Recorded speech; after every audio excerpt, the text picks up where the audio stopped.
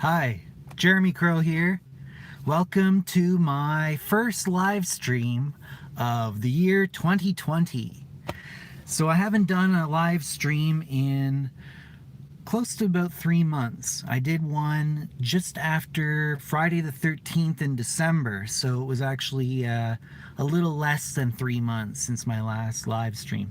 In that one, I was talking about the car accident that I had gotten into with my whole family in my car. My wife, who was 9 months pregnant at the time, my son was in the back, and we were going like 70 miles an hour on the highway.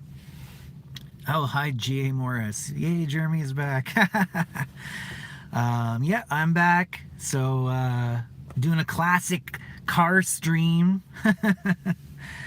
Momo Dash says, I was just remembering you this morning. Oh, thanks for that, Momo Dash. It's good to know that people missed me. I missed you guys too, actually. You know, I've been meaning to do a video this whole time, but I just got so busy. It's insane. You know, with my wife having a baby, that was pretty amazing. She had our daughter on the winter solstice. Actually, it was just shortly after midnight on the winter solstice. She our daughter waited, I guess, so she could be a solstice baby. But that's pretty cool. Winter solstice. We named her Arcadia Rose.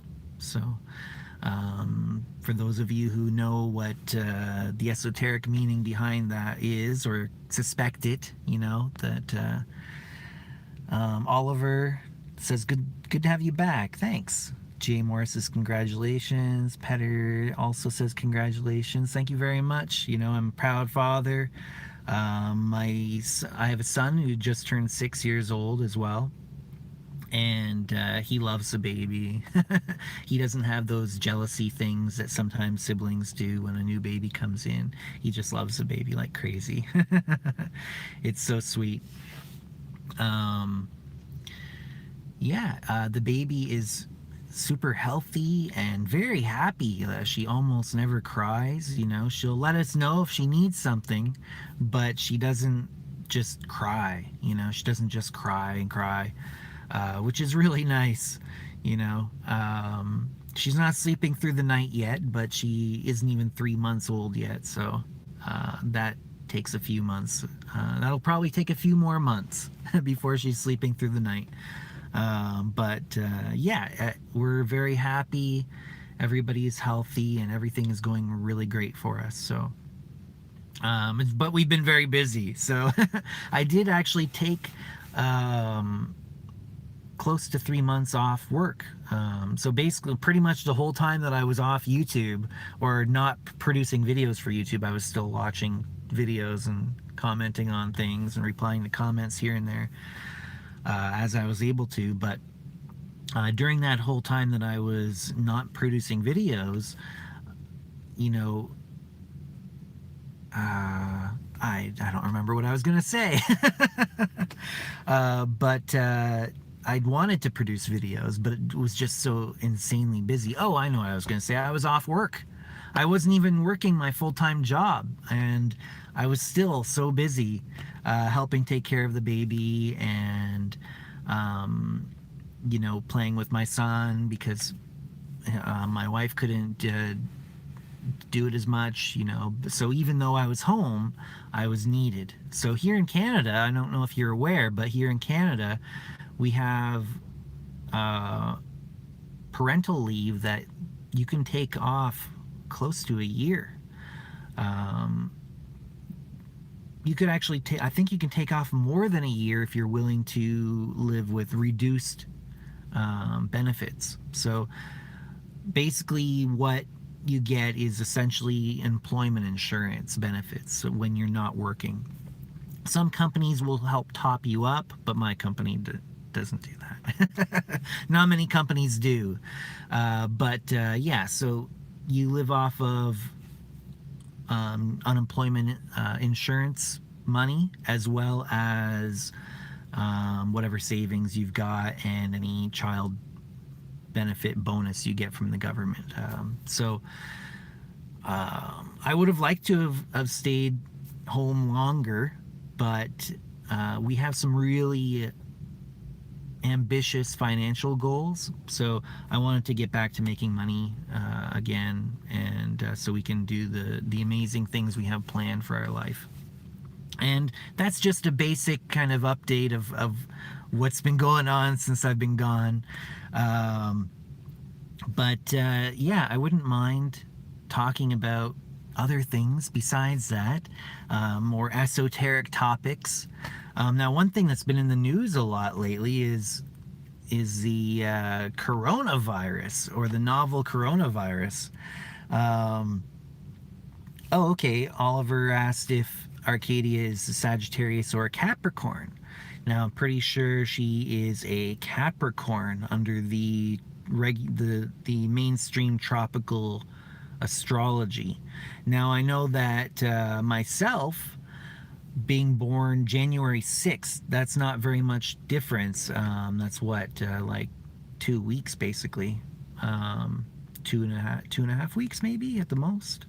But I believe that she is, I don't know for sure, actually, to be honest, but I think that she's a Capricorn. But under the sidereal astrology, I know that I'm Sagittarius. That in tropical, I'm Capricorn.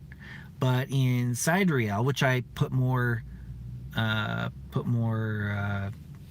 faith, but I put more stock in the sidereal astrology than tropical, and I'm Sagittarius in that. And I wonder if Arcadia, I should look that up. But you see, the thing is, I don't really feel that a birth chart or your sun sign is who you are as a person or anything like that. I don't feel like more tied to my sun sign than any of the other signs of the zodiac. I try and utilize all 13 signs of the zodiac in my personal work, and to represent various different aspects of myself. And so that's why I don't feel like the sun sign related to the time and place of your birth is as important as just being aware of the various different zodiac signs and utilizing the symbols and the archetypes in your magical work. Yeah, I don't put as much stock into the whole birth chart thing, but I should look it up anyways. It's interesting. It's something that is kind of cool to look at.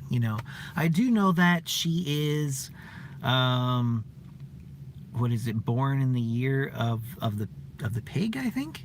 Yeah, because now it's the year of the rat, because the Lunar New Year has happened already. But she was still in the old lunar calendar year. I mean, it was still the conventional calendar year as well, but I know for me, being born in early January, when I was a kid growing up, and you'd go to like a Chinese food restaurant and you'd see on the placemat all the different years that relate to the zodiac sign, I thought forever that I was a horse.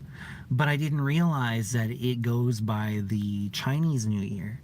And the Chinese New Year hasn't happened yet when I'm born. So I actually would go to the previous year, which is snake. So I'm actually a snake, not a horse, in the Chinese zodiac. Which is interesting. My son, my 6-year-old son, he's actually a snake as well. He's actually, I believe, a water snake, and I'm a fire snake. So that's kind of interesting. My wife is a dragon, an earth dragon, and I believe that my daughter is an earth pig. Doesn't sound very flattering, but it's interesting. I do find that interesting. Hail Satan says, "Hi, great to see you, brother." Hi, Hail Satan. I always love saying that name. Oliver says, obviously a natal chart isn't an absolute definition, but I find astrology interesting, especially how it differs from culture to culture. Yeah, I agree with that. It's not an absolute definition of someone's personality. Yeah, I feel the same way. I do feel that it's interesting, but it's not so high up there in my priority that I actually looked into it. You know, I didn't do a birth chart for my daughter or anything like that. I just find it kind of interesting, and I like looking at. I do find the zodiac symbols to be very powerful and useful, but like I said, I don't really use them for the whole birth chart thing. Let's see, wife, earth dragon, does she breathe fire? Sometimes she does. But that's a good thing. That's a good thing. Hell Satan says, it's been a long time I was waiting for. I imagine waiting for another video to come out. I know it's been too long. I should have put out a video before now. I should have, you know, popped on at least for like 15 minutes or something. But really, you know, if I wasn't busy, if I didn't have something actively that I was doing, I was sleeping, you know. And even then, you know, I'm not getting enough sleep. So I apologize for being away for so long from producing videos, but it is what it is. My family comes first, right? Recent news, coronavirus, as everybody's talking about it. I guess it's like the elephant in the room, right? I can't really jump on here and in the middle of this whole thing with the COVID-19, which kind of sounds a bit like Corvid, which is like a crow or a raven, right? It's kind of interesting. Oh yeah, happen to be wearing my crow t-shirt here with it says crow in Japanese on there. Karasu. I love this shirt, actually. The quality of it, the feel of it, and the design as well. I'm really into this shirt. And you can buy it if you want. If you go to jeremycrow.com and go to shop, you can find it there along with some other stuff, including tarot readings from me. I've been doing some tarot readings, actually. Lately, I've done a few for clients. So if you're interested in that, that is something that I do. If you want direct one-on-one time with me, you can buy a tarot reading, and we don't even have to do the tarot if you don't want. We can do a consultation of some other sort if you want, but it's listed under tarot reading. I think I also have coaching as an option if you're not into the tarot specifically, but you want a one-on-one session with me. You can pick that one, or you can pick a tarot reading option if that's what you wanted to do. Even if it's just going to be a consultation on something specific that isn't tarot related, you can pick tarot reading and then just tell me that you want a consultation. Don't sing COVID-19 to the tune of "Come On, Eileen." I'll try not to. Makes me thirsty for Corona with lime. The girl that loves Falcon 9 rockets says.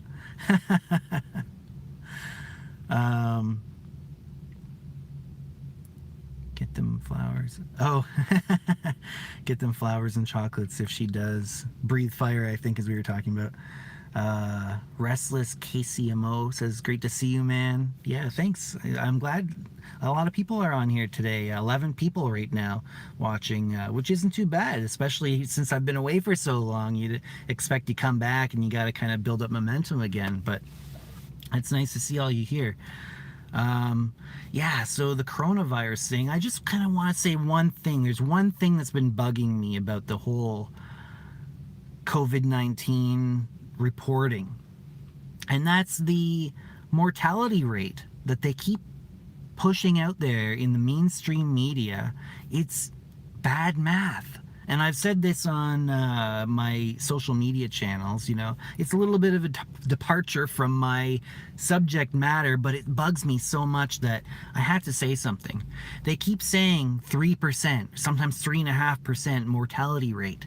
And they're calculating that by taking total number of deaths divided by total number of cases, including the cases that still are ongoing and haven't been resolved, some of which we can be pretty confident in saying that some of those will result in death, especially considering that of the roughly 6,000 or sorry, that there's roughly 6,000 cases that are in serious or critical condition right now. So even if only half of those people ended up dying from the virus, so let's say 3,000 extra, that almost doubles the mortality rate that we're currently getting from the media. Because we have, 3,888, I believe, was the most recent death toll. Of those 6,000, or 3,888, let's just say, and that doubles it. So that doubles the mortality rate that's being put out there in the news, the mainstream news. They keep saying 3%, 3%, but they're including the unknown factor, which is a 40% factor. 40% of all novel coronavirus cases are still unresolved. 40%. So that's a factor that when you take all deaths divided by all cases, you've got a 40% unknown in there that's the math is assuming is going to recover. And we know that that's not going to be the case. So even if, let's say, the death toll based on the current number of total cases, even ongoing, the death toll is probably double that. Now, if we don't make any assumptions whatsoever about any of the numbers, we just accept at face value the total numbers, the total number of deaths, the total number of recoveries, and the total number of cases, what we can do is we can do the math ourselves. Without making any assumptions, without using a 40% unknown factor in our equation, which we can assume, like I said, even if we have that unknown factor, we can make an assumption that there's going to be double the number of deaths that are currently reported. But eliminate that unknown factor altogether. Only look at the resolved cases, and then so basically all of the recovered cases plus all of the deaths, those are the resolved cases. Those are the cases that we know how they ended. The other ones are up in the air. 40% of all cases are currently ongoing. We don't know how it's going to end for those people specifically, whether they're going to recover or die. So look at just deaths divided by total resolved cases, because we don't know that the other ones, how many of the people are going to die that are unresolved cases. So let's just look at known factors, deaths divided by total resolved cases. We get 6% mortality rate. Now let's do the reverse, because this really makes it really clear. This makes it really clear is if you do the reverse, if you do the recovery rate, calculate the recovery rate the same way the mainstream media is calculating the mortality rate. So the way they're calculating mortality rate in the mainstream media to get the 3% we're all hearing is total deaths divided by total cases. So let's do the reverse. Let's do recovery rate. Total number of recoveries divided by total number of cases. You get a 56% recovery rate. When you do the math, do it yourself. I mean, challenge me on this. Do the math yourself. What's the recovery rate using the same method that they're using to calculate mortality rate? So total number of recoveries divided by total cases, you get 56% recovery rate. You're not going to see them reporting that on the news. They're not going to say, oh, we have a recovery rate of 56%.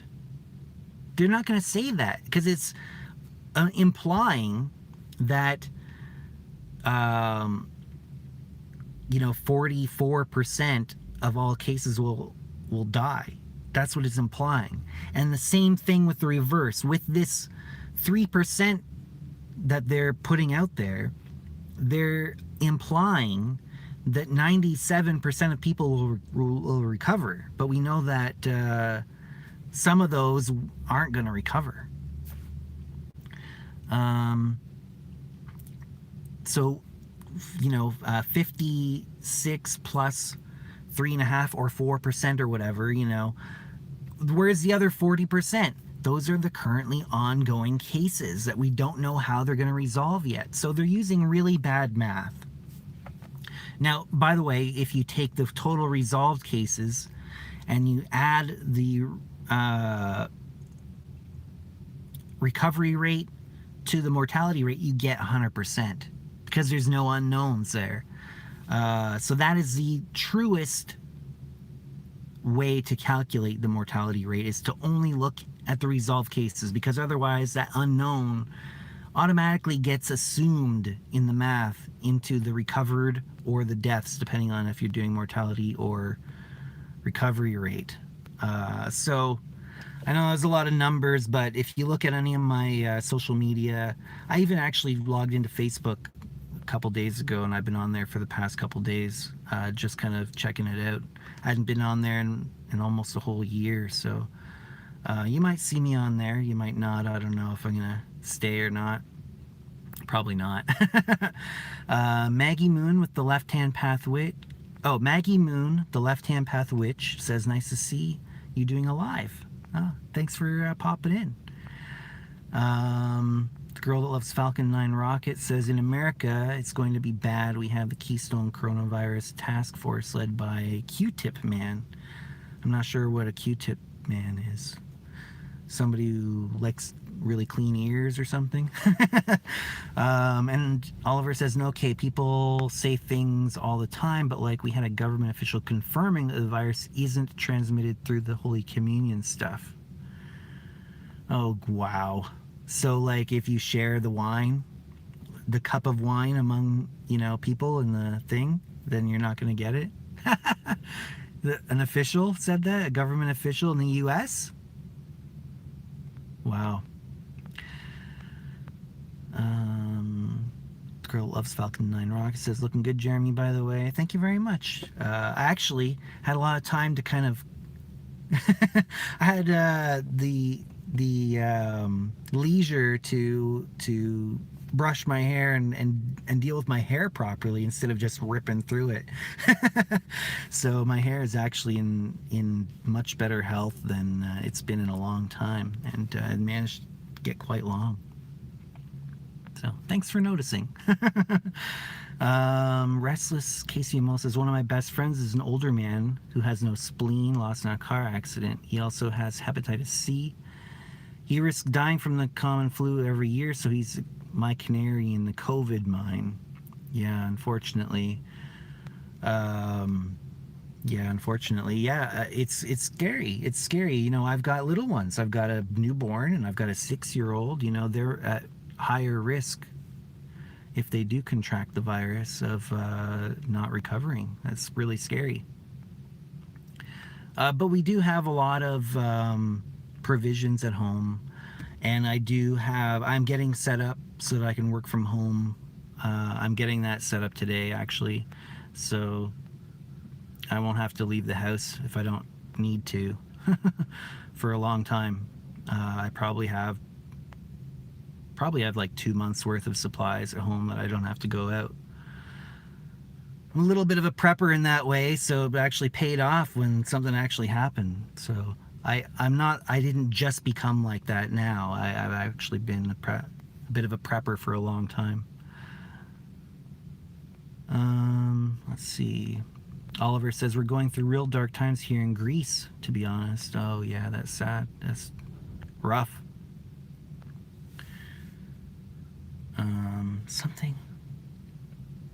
Something that Greece, or something about Greece recently. Isn't there like some sort of like civil war happening almost in Greece, like with Turkey and the border, where they're just letting people through, the Syrian refugees through the border or something like that, and a lot of people are there's a lot of backlash. Hail Satan says, so what do you plan this year? Do you plan to make a podcast? I've been wanting to do a podcast for a long time. Actually, I've got an idea for a comedy podcast that's completely unrelated to any of this. And I won't be using my name so that I can tell true stories that are fun. But I might do that with my cousin. But so if you manage to find it, then don't tell anybody it's me. um, Oh, okay. It was the Greek government saying that about the Holy Communion. Wow. Yeah. Either way, I mean, a government official saying that is pretty ridiculous and irresponsible. You know, that's a lot of people are going to end up getting infected. I heard something ridiculous about Iran, where there are people that are licking religious statues. Um, some of them specifically to try not to get coronavirus because they're getting a blessing from it by licking the statue. That's completely outrageous that people are so superstitious that they're willing to go against you know scientific logic and say, oh no, the superstition is going to overpower science. The virus isn't as strong as my religion. That's Anyways, the girl that loves Falcon 9 rockets. Since the last time I talked to you, Jeremy, I joined a nudist group. Wow. That's interesting. Yeah, I mean, I think that nudity is not a big deal. I don't even think it's a big deal at all. There's too much of a taboo in Western countries, especially about nudity. A lot of Western countries. I mean, you can't show nipples on Facebook, for example. Ooh, whoa, no nipples. It's gonna destroy society, Yeah, I mean, in Japan, you've got a lot of public baths. I've been in them. Actually, I never went into the public bath because they refused me because I have a really big tattoo on my back. My wife and son went in, but yeah, you go in fully nude in almost all of the public baths in Japan, and that's just normal. Some of them are segregated, and some of them are not segregated. People just don't find public nudity that big of a deal in a lot of cultures. But here, it's a big deal. It's kind of stupid.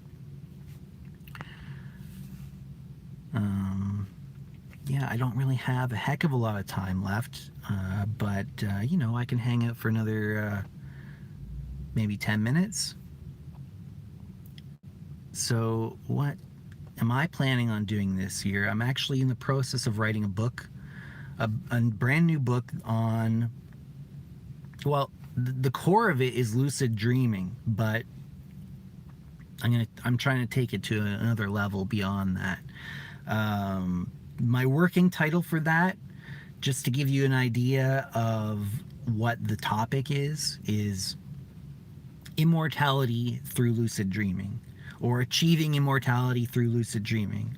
And that might not be what the title is going to end up being in the end, but it's going to be 13 lessons, and it'll build up the skills that you need to essentially achieve a similar state to what you would call like an ascended master, or a Taoist immortal, or the resurrection body of Christ, or something along those lines, to enter into the communion of saints, something along those lines, like basically how to achieve that type of immortality, to achieve the body of light through lucid dreaming as the primary tool. Girl that loves Falcon 9 Rocket says, Ghostbuster Mobile passed me today. GalaxyCon is in town. By the way, I thought I was going to pick up me when he stopped and waved. Tag says Ecto1. That's pretty cool. I actually showed my son Ghostbusters. Actually, I don't think my wife's had seen Ghostbusters either. So I showed them both that not that long ago. We watched it together on my days off, or on my parental leave. That was on my leave. Petter says, "Do you mean astral vampirism?" No, no. I mean, I'm not sure. Maybe I'm not familiar with the term. I think that's something that Michael Ford talks about, right? But it's not something that I've really studied or looked too deeply into. Maybe I'm not too familiar with the term, to be honest. So I'm not sure. Now, it would include harnessing various different personified aspects of yourself that you encounter within the astral level of reality, you could call it, I suppose. The astral experience. You do encounter aspects of yourself that are externalized into a character, and so you would be working with other entities, you call them, in the process that the book will be describing, for sure. So yeah, you could take it as far as you want. You could actually use it just as a book on learning lucid dreaming and ignore the peripheral stuff. But I really wanted to kind of... Now, you see, the thing is, I'd been wanting to write a book on lucid dreaming for years, but didn't feel inspired. I felt like, what am I going to bring to the table? I could bring a little to the table, but a lot of it is out there. A lot of information is out there about how to achieve lucid dreaming. And, I feel like I could definitely bring something to the table by putting out a book on how to lucid dream. But it wasn't that inspiring to me, because it feels more like just regurgitating information in my own words for a lot of it, right? I don't want to just have like a couple, like 3%, new stuff or whatever, and the rest just regurgitated. It's not inspiring to me. But I know I feel like I've needed to write a book on lucid dreaming for a long time, but finally I got that inspiration, that way that I could actually make it into something beyond what is just a regurgitation of the standard how to lucid dream book that's out there. G.A. Morris says, "I strive to bring the supernatural into the material awake world." Yeah, absolutely. Have you ever met Asnath Mason? Just curious. Falcon 9 girl says, "No, I've never met her. But I am familiar with some of her work, especially in regards to the Temple of Ascending Flame. I think that's a really cool way that they've structured their group, and I've given them shout outs on my channel quite a bit because of props, that I really like how they structured their group. It's kind of open source.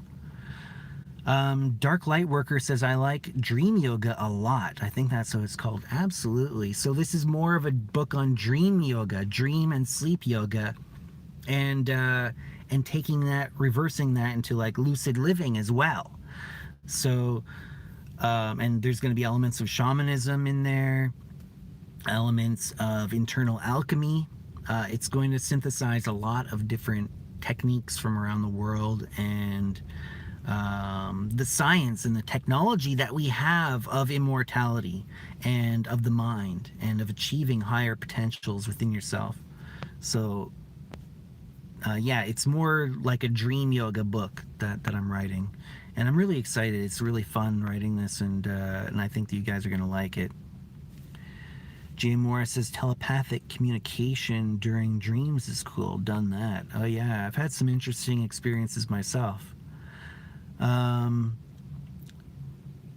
Falcon 9 Rocket Girl says, "There's a subject called astral travelers that interests me." I'm not really sure what that is. Astral travelers, it sounds to me like lucid dreaming, astral projection, the out-of-body experience, that sort of thing. I'm not sure if there's a specific meaning behind that, beyond that, but I mean, definitely this will involve not just lucid dreaming, but astral projection as well, which I feel like is the same state. I know that it's a controversial statement to make, but I do feel like they are the same state. It's just that you enter into that state in a different manner.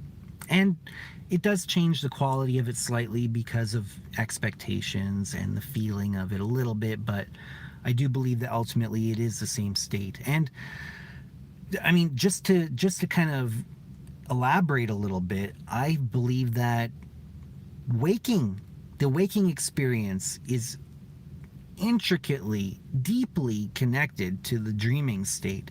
I feel like we're almost like, the analogy that I like to use is like a radio where you've got the hardware, right? And you sometimes are tuned to what?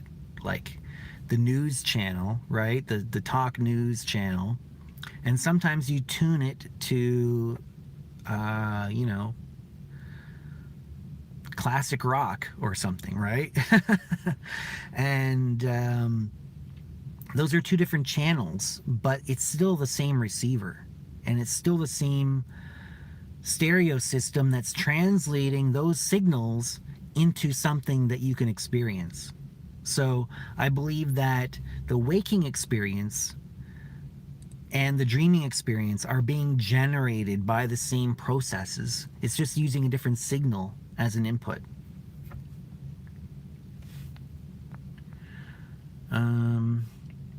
Okay, so apparently astral travelers in that context is that Falcon 9 Girl mentioned is when someone can physically affect someone else in sleep in two different locations while both are asleep. Specific frequencies is the word, Jeremy, we pick up. Yeah, I'm still not clear on that. Physically affect them, like healing work or something like that. That you're both asleep and one of them does a healing on the other. I still don't quite get that concept of what you're explaining. But oh, Jonathan popped in here. Hi, hi, Jeremy. How are you keeping?